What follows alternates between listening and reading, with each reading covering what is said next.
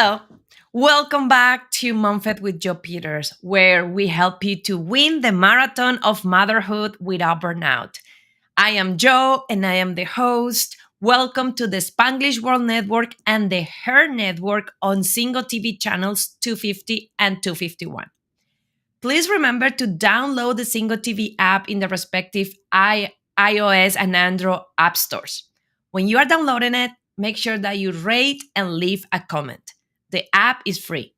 Single TV is also available in Google Chromecast, Amazon Fire, Fire TV, Roku, and Roku Stick in all the smart TVs since 2016. And if you are not following me in social media yet, please make sure to go to Instagram and Facebook, Joe Unicorn Coach, and follow me. I handle my social media personally. So if I don't know the answer, I will find an expert like Susie to come to the show because our mission and this community is help you to win the marathon of motherhood without burnout, allowing you to have it all without doing it all. I am super excited to have Susie with us here from the beautiful Denver. And Susie is going to be talking about a very special topic. And Susie is a travel pro and sabbatical enthusiast. She negotiated a year-long sabbatical to travel the seven continents with her husband and her two kids, mono-long sabbaticals from her former corporate career in management consulting. Sabbaticals gave her the confidence and the clarity to take the entrepreneurial leap to start her travel business in 2016. So she specialized in helping busy professionals through travel for a month or more without quitting their jobs and breaking the bank. She crafts done for you customized itineraries covering all the travel arrangements that you need. So she is, especially for you, busy moms, she is the one that you want in your corner to take care of all the details.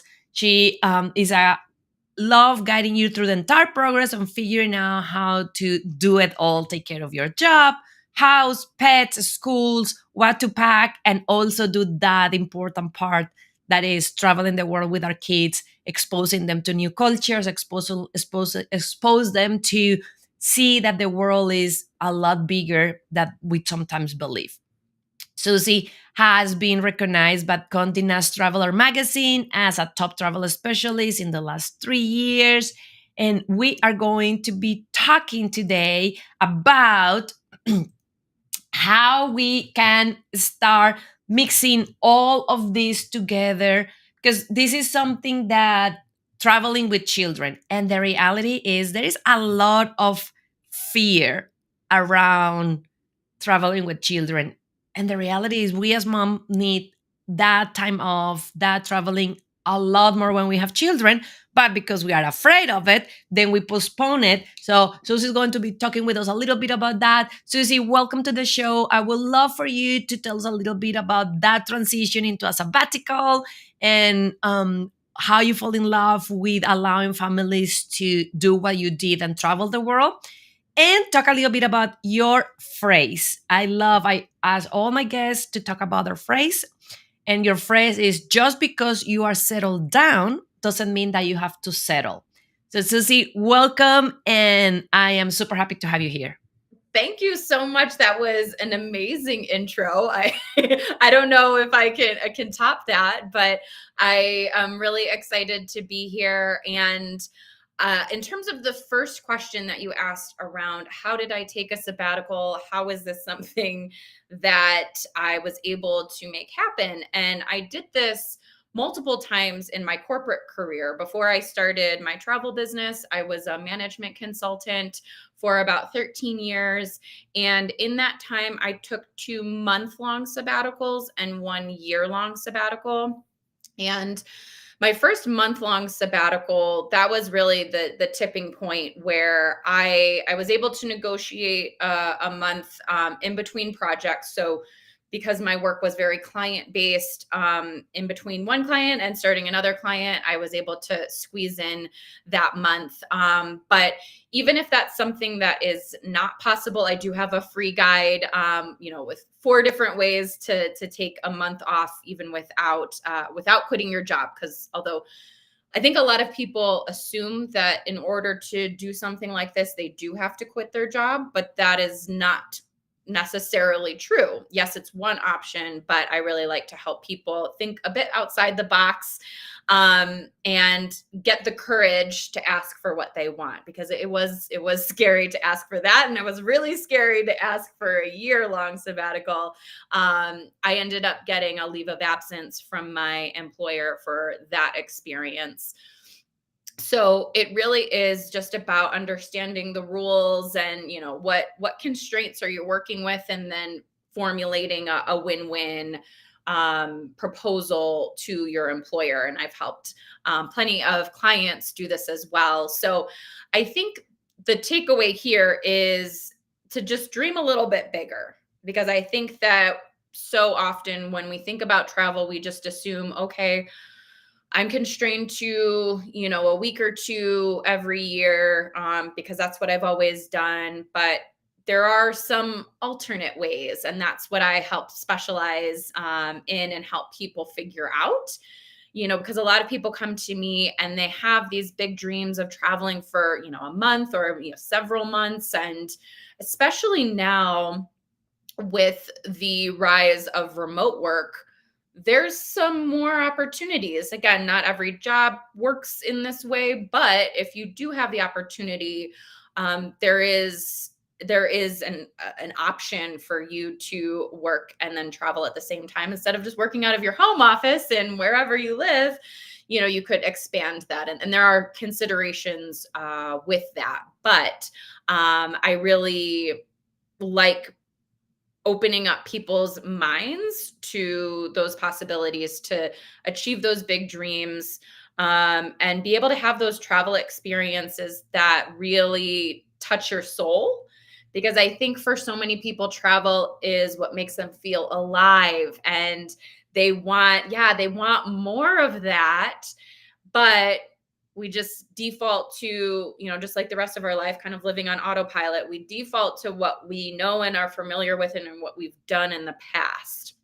So doing things differently requires a different mindset. And that's where I love to help people in kind of thinking creatively, solving some of those challenges and problems. Like at the top, in the intro, you mentioned like the house and the pets and school and all of those things that make it very easy to just say, oh, well, I can't do that, and then give up and just stop dreaming that.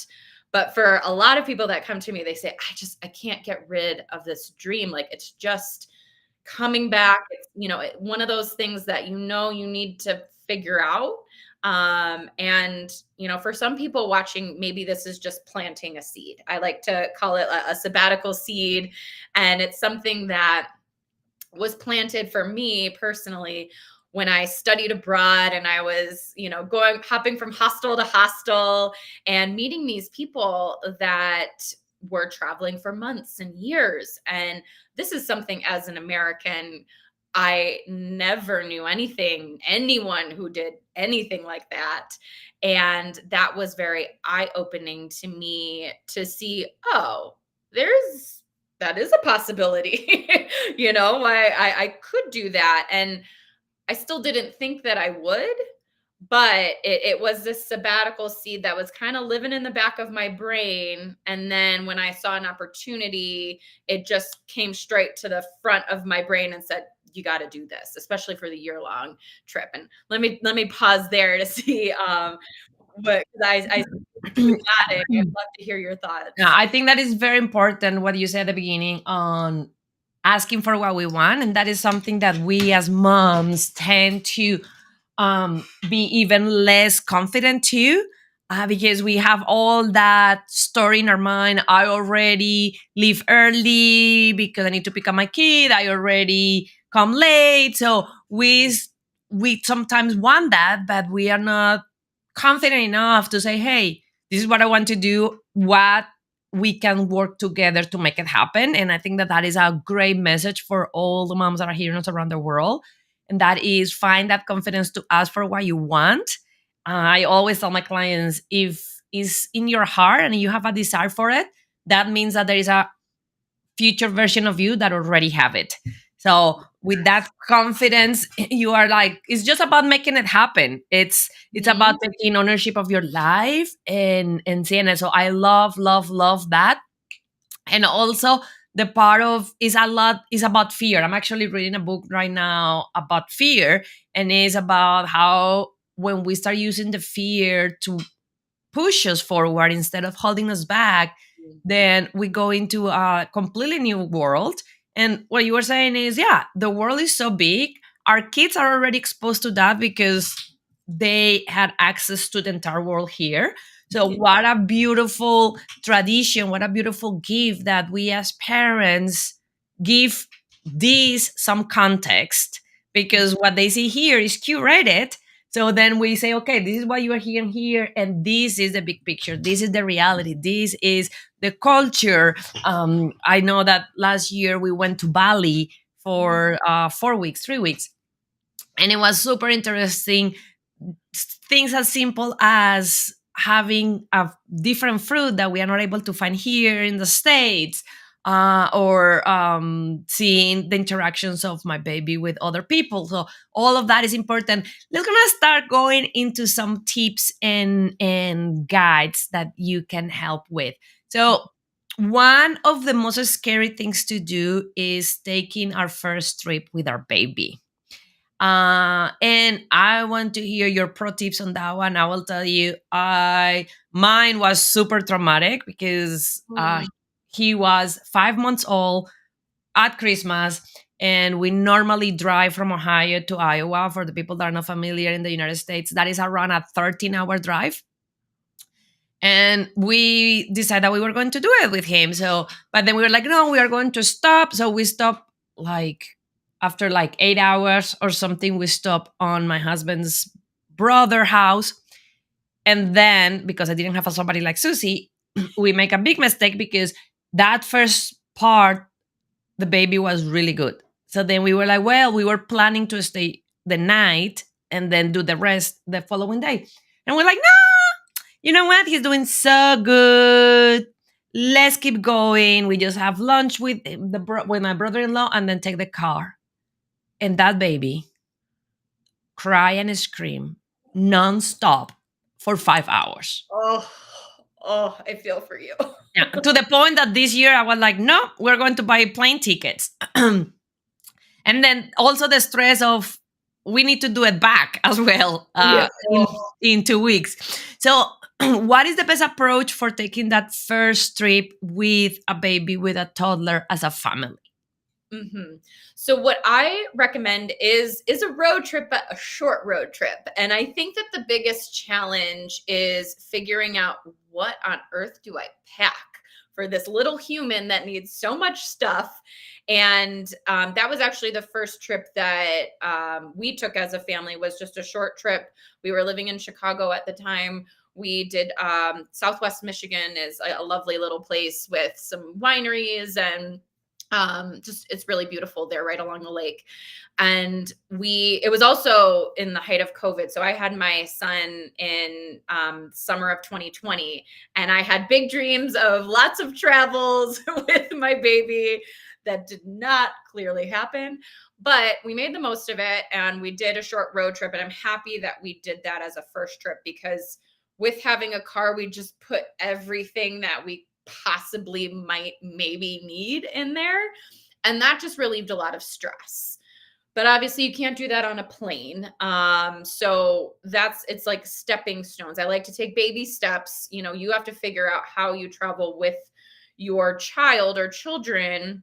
You know, this is even true, even adding multiple kids on.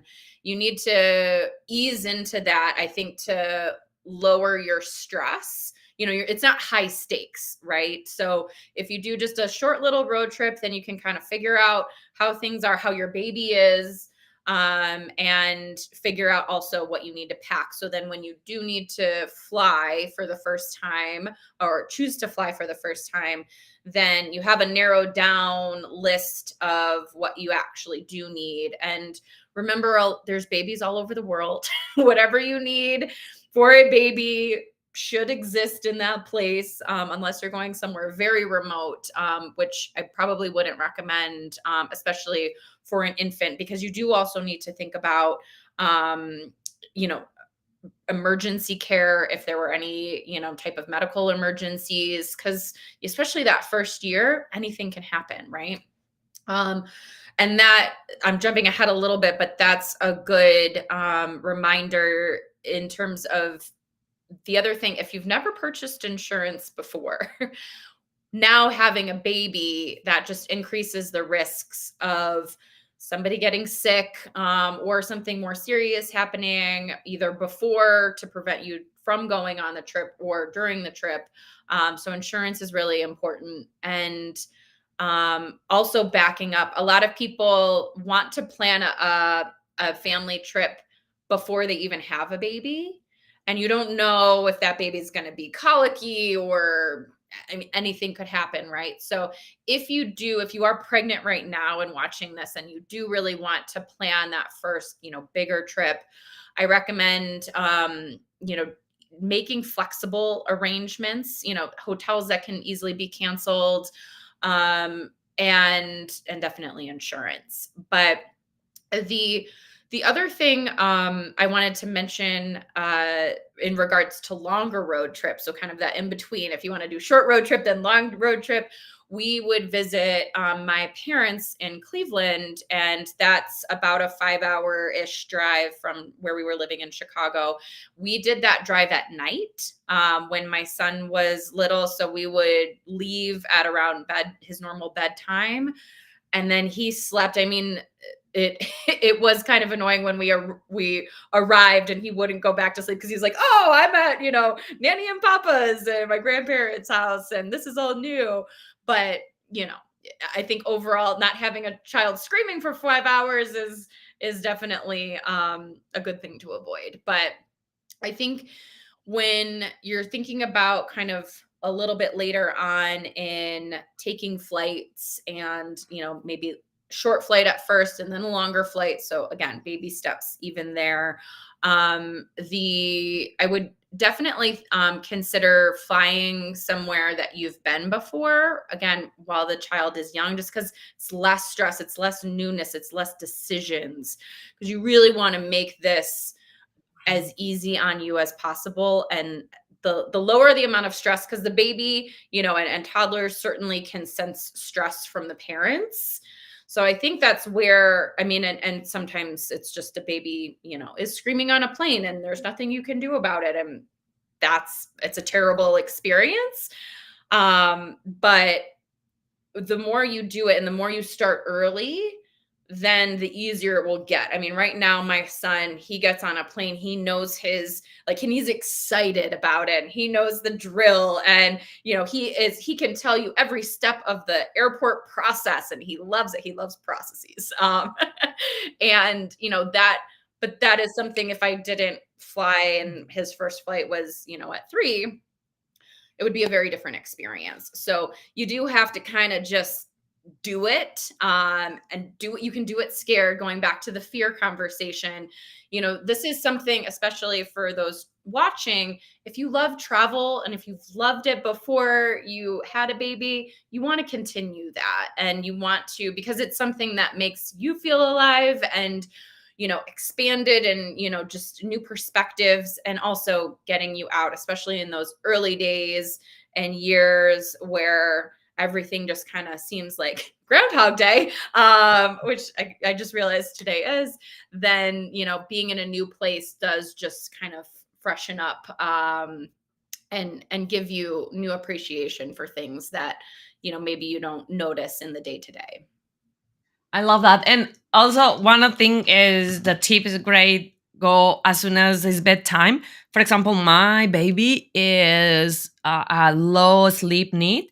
So literally, if I do that, he will not sleep after 2 o'clock. So what we start doing after that first traumatic way was we woke up at 2 o'clock in the morning, and then we start driving Mm, at 1:30, 2 o'clock. So the first 5 hours of the trip, he was sleeping, and then he will wake up at his normal 7:38.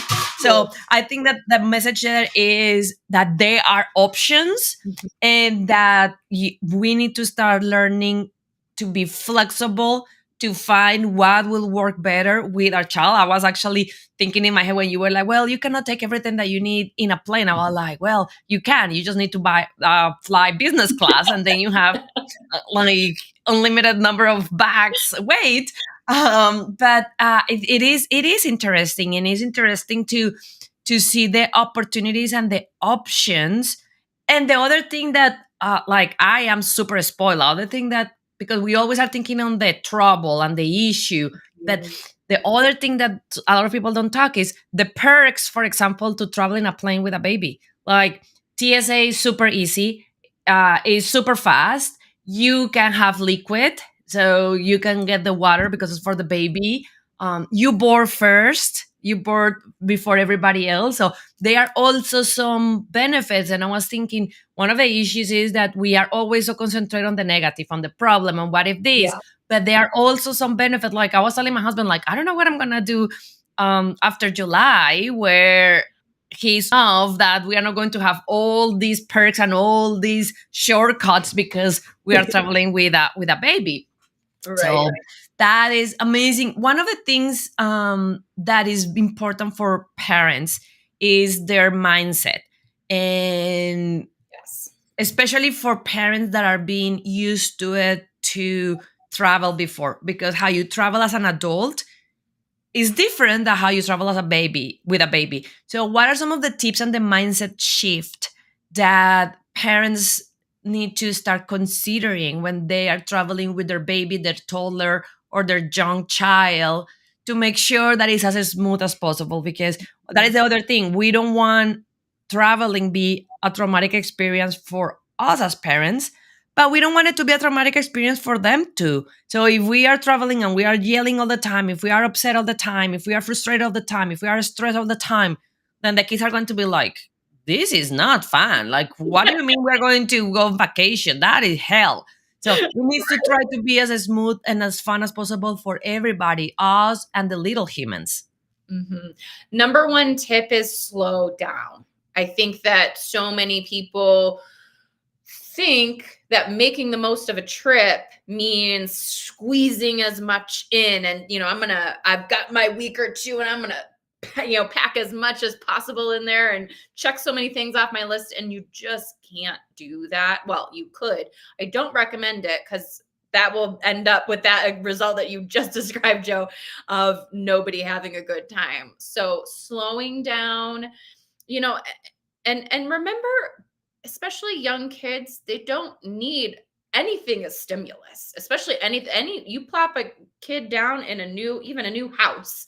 um they're going to find so many things that are new and wonderful, and it's about the simplicity, and I think that we need that reminder as adults too. So I think slowing down in your pace of, how many places you go to, but also working flexibility into your schedule. So especially in your first few trips, you don't want to have a whole lot planned. You can have a list of ideas, and maybe a rough idea of when you might want to do that. But again, if you're dealing with potentially jet lag, or just a kid who doesn't sleep well in a new environment, um, you're going to have to make things flow. And the more you can be flexible and lower your expectations on exactly what is going to happen and what you want to happen, everyone will be happier. So I think you don't have to necessarily plan everything around the child, but you do have to recognize that the child is there. And if you are going to some place where there are things that you really want to do that aren't kid friendly, bring, if you're lucky enough, bring grandma and grandpa, or maybe friends, or travel with another family, so you can kind of play around with childcare. And maybe you and your partner are just a solo trip, you can do that thing that you want to do the most. Like, if that is a priority to you, you still matter. Even though you're traveling as a family, everything doesn't have to be centered around, your baby, your toddler, your kids.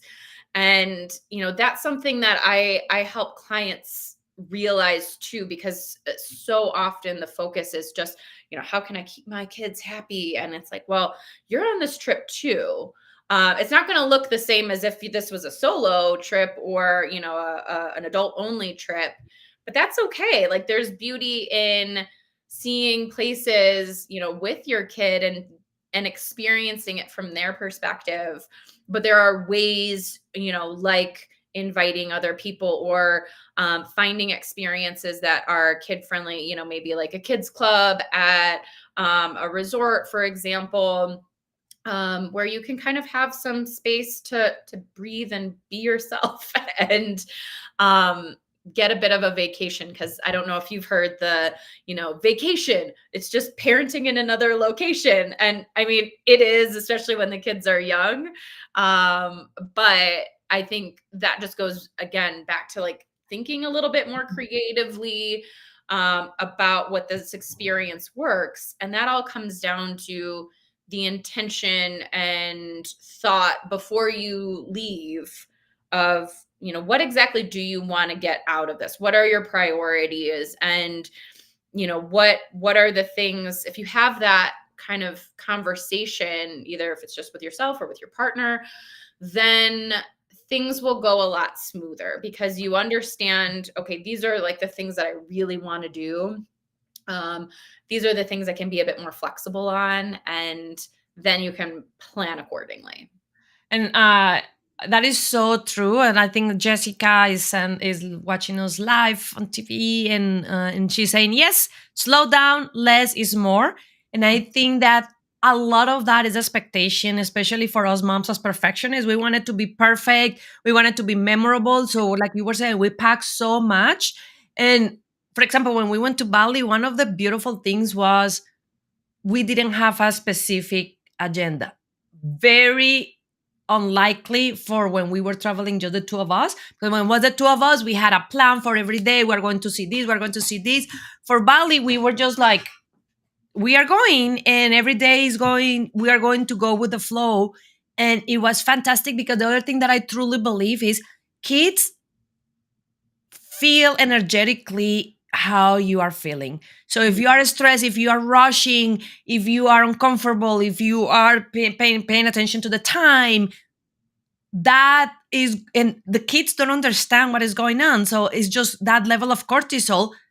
Therefore, they're going to start doing what you don't want them to do. And they're going to start being more whining. They're going to cry more. They're going to have more tantrums, because they are absorbing all that stress and all that chaos that you're having in your mind, trying to make it perfect. And I want to see every 10 things on this trip. And I've been seeing it firsthand. Like, as more chill you are, as more chill they are too. And I know that sounds sometimes weird, but it's true. Like, Yeah. a lot of the times in Bali, everybody was like, oh my God, he's such a good traveler. And then I was like, yeah, I'm blessed. And it's also because we are not stressed. For example, a couple of tips that I found that were helpful uh, for the flight. That is probably one of the worst nightmares. Like, you will not believe my level of panic when we got the Bali tickets. I don't know, like a year before, whatever. And like 2 months or 3 months before, we, like, no, 2 months, maybe a month, we realized that we booked, without knowing, the longest flight on earth.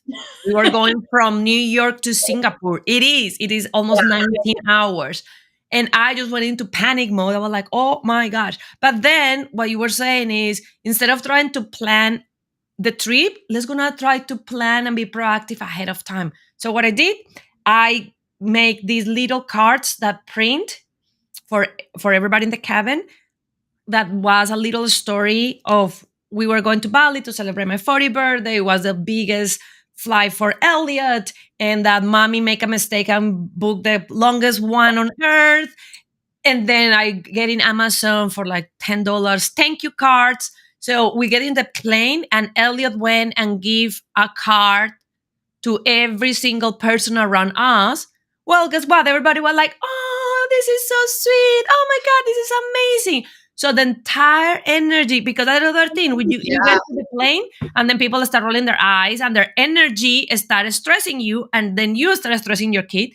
But with something as simple as that, that cost me, I think that $20 total. Everybody was like, oh, and then Elliot was the one giving them to them. So they were like, oh my God, so cute. The entire thing was great. And even when he was a little cranky, we had a lot of more people willing to help. So there are some things Yeah. that we can do. And when you were saying about the sleeping, and that is why it's important to have somebody like you. Like one of my biggest, my baby sleeps like black, dark with Mm, an sound machine. mhm. So we bought in Amazon a blackout curtain that is portable. We travel with that. It's this big, and then if the room is not suitable enough, we just go put the portable curtain on the window. It's completely black. So it's about us to, instead of getting so worried about the trip, is put a lot of that energy into the preparation. What are the kind of things that I can think about packing that are important for our child, that are going to make things easier, that will create a lot more of that consistency? Because when you are thinking about it, it's a vacation for you, but especially for toddlers and babies, is really weird. Like they're in a different room, they're in different furnitures. Like you just take them and within 24 hours you change their world. So how you can create some more consistency and stability for them,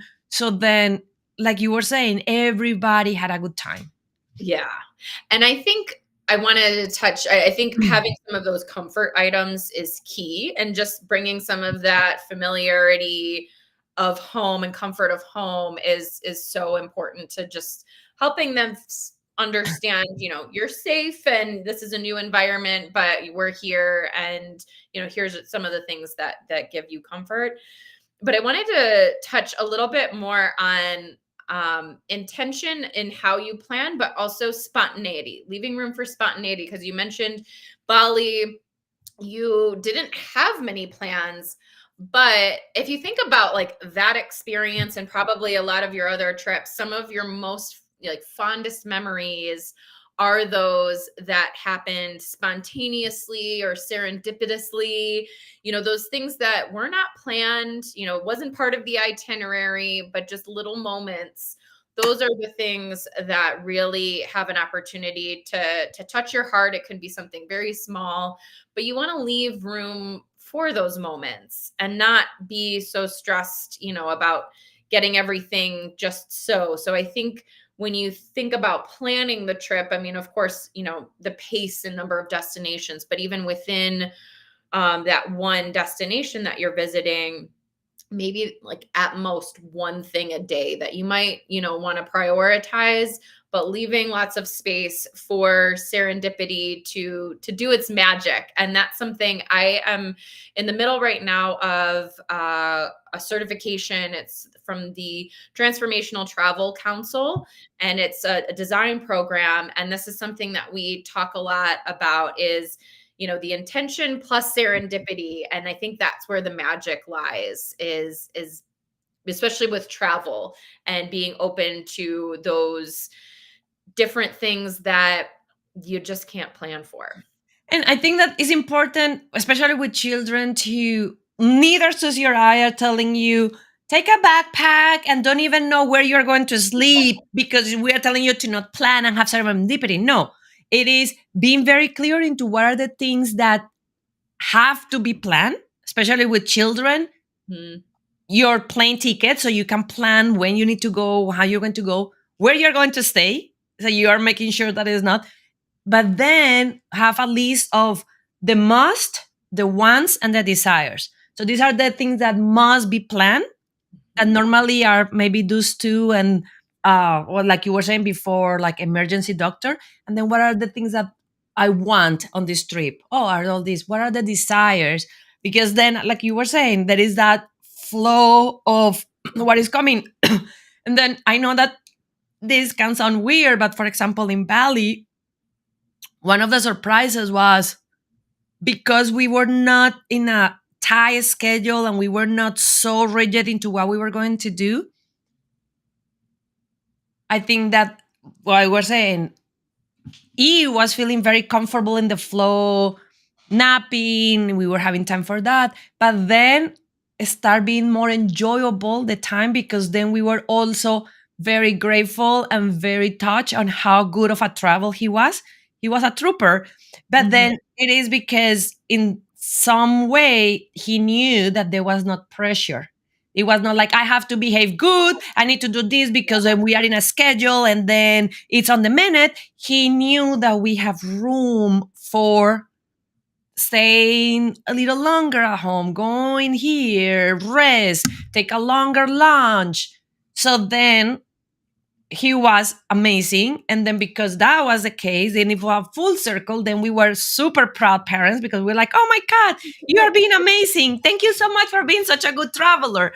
And it is a almost, I believe, a full circle that start with us. One of the things that we talk a lot in this program is children are not giving us a hard time.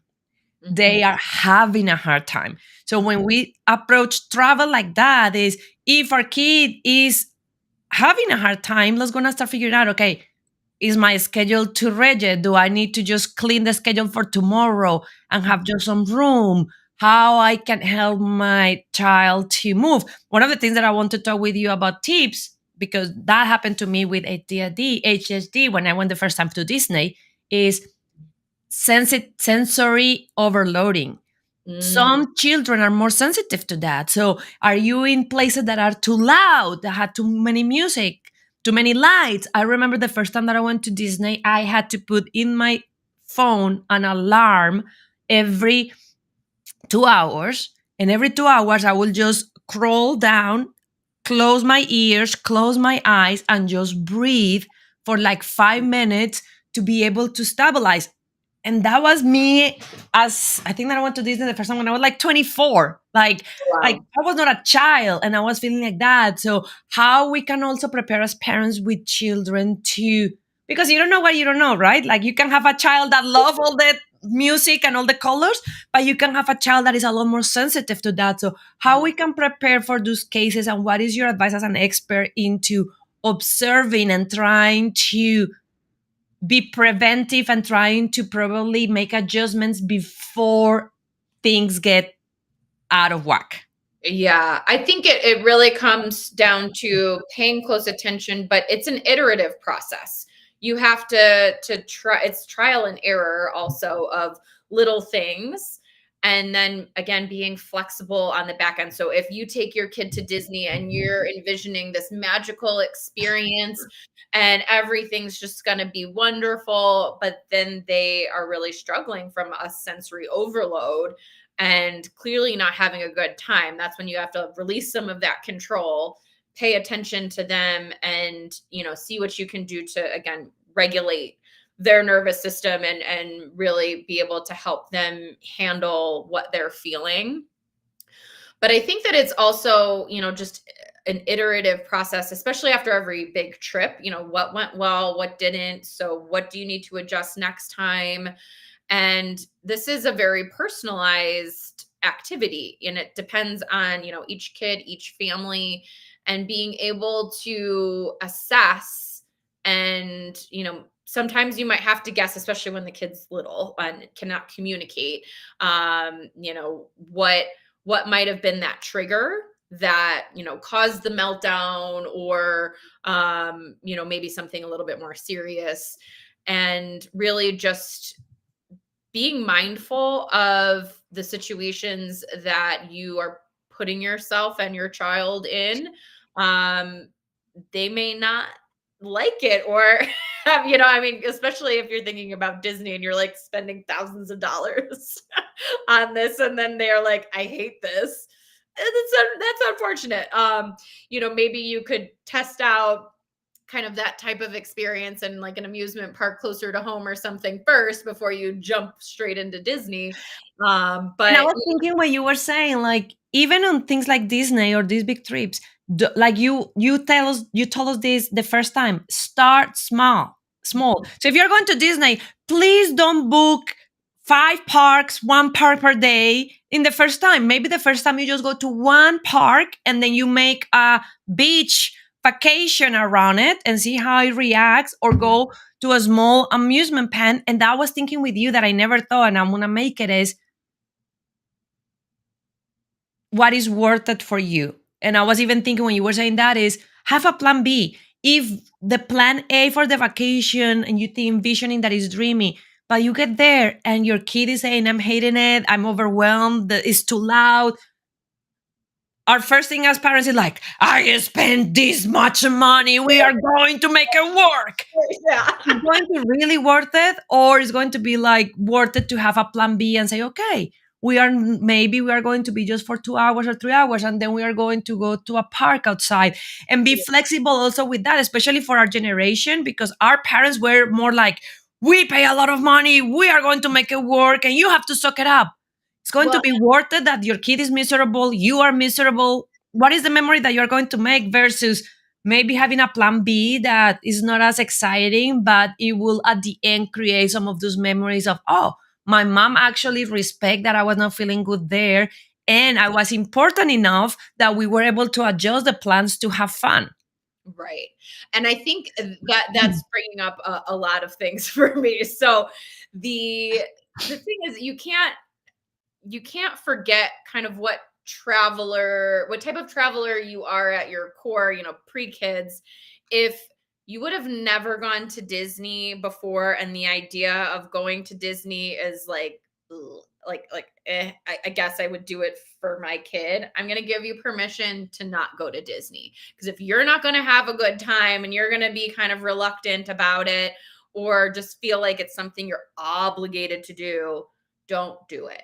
And I have a little bit, not And the Disney. grandparents, send the grandparents to Well, Disney. yeah, yeah. If they want, I mean, heck, like there's different ways to do it, and Disney is not an inexpensive place. So that is, if it's not something you want to do, then it's not going to be worth it, even if you feel obligated. And like we did an all inclusive. This was about a year ago, so our son was 2.5, and we've only done an all-inclusive one time for my very good friend's destination wedding, and that was fun, and we were like, well, let's try it because it's going to be easy. But like, it just didn't scratch the travel itch. I mean, we went to Mexico and we did go off property. It's not like, we were just in the resort and then came home. But it wasn't our style of travel, and it felt not like a waste, but I think it did teach us, like, let's stay true to how we like to travel. I mean, adjust that again based on pace and being flexible, all of those things. But just because you have a kid doesn't mean you have to take completely different vacations than you would want to otherwise. I will give you full permission to say no to anything that you're just not all about, because it goes back to, if you're not happy and feeling good, your kid will feed off of that, and it's just not going to end well. And I think that one of the other things that I was thinking here, that is another recurrent topic on that show, is show yourself some grace. Allow yourself to forgive yourself. Even if you spend $5,000 on Disney and then it was not what you were dreaming, and you feel like it was a waste of money, and you want to just sit down on Mickey Mouse's shoulder and cry because you were saving for this vacation, show yourself some grace and say, okay, I'm learning. Like, if Right. so instead of this, I like, okay, what I learned from this trip, it was not like I was expecting, what I need to do different next time. Maybe this is not the kind of vacation that we need to. So yeah, I think it's also very important for us to, like you were saying on the resort, oh, it was a waste of money, is allowing ourselves to be graceful with ourselves and forgive ourselves, and understand that we are learning, especially with these trips. Like, I mean, if you do that and then next year you spend another $5,000 on Disney, then I mean, you didn't learn anything. But if it's the first time, even with that little voice that is saying, "Oh, this is such a failure. You are a terrible mom. What is wrong with you?" But then saying, "Okay, show grace and understand what we can learn."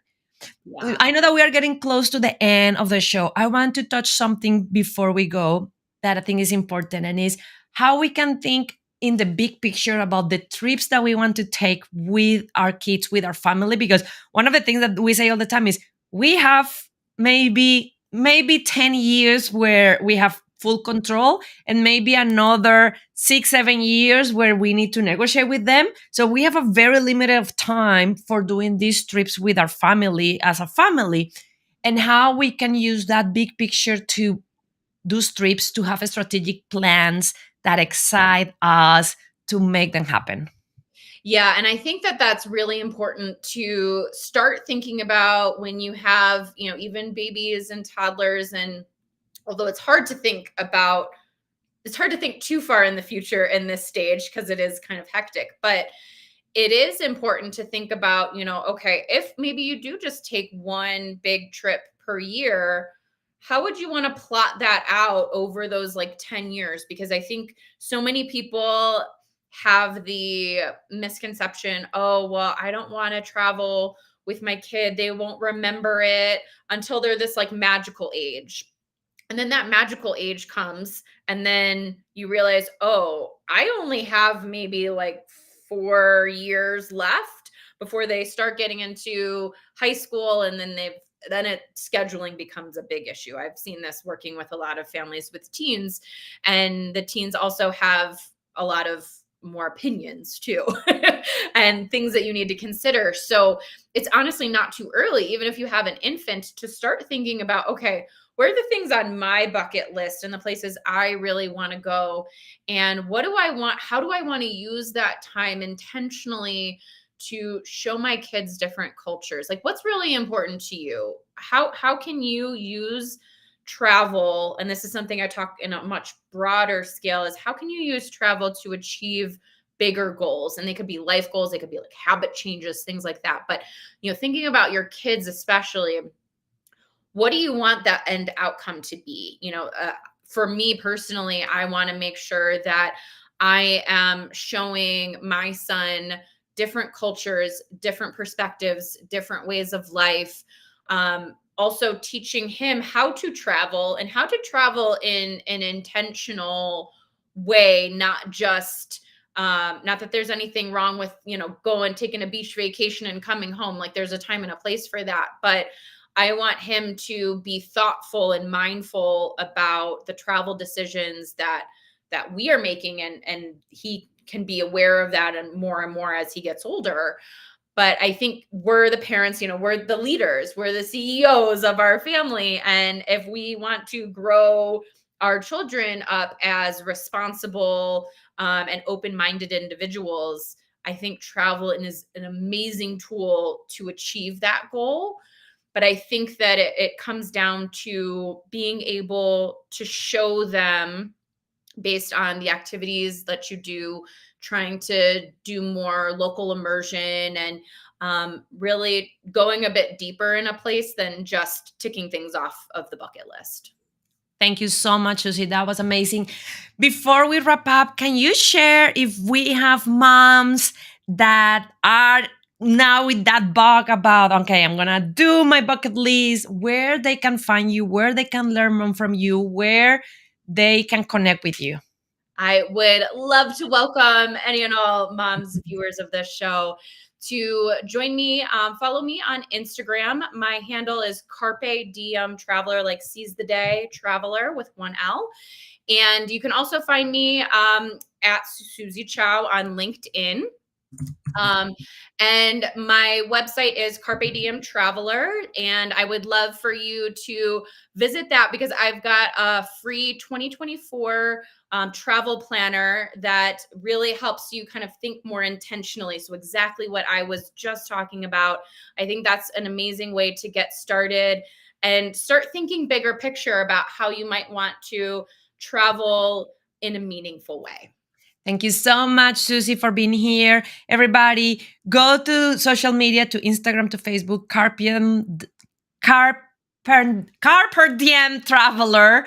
Find Susie, follow her, go to her website and follow that. And also make sure that you are follow me on Instagram, Joe Unicorn Coach. This show can also be heard on the Spanglish Radio Network. Please check out www.spanglishworld.ca for all the news and programming. Spanglish World. Watch it, hear it, read it, download it, and leave it.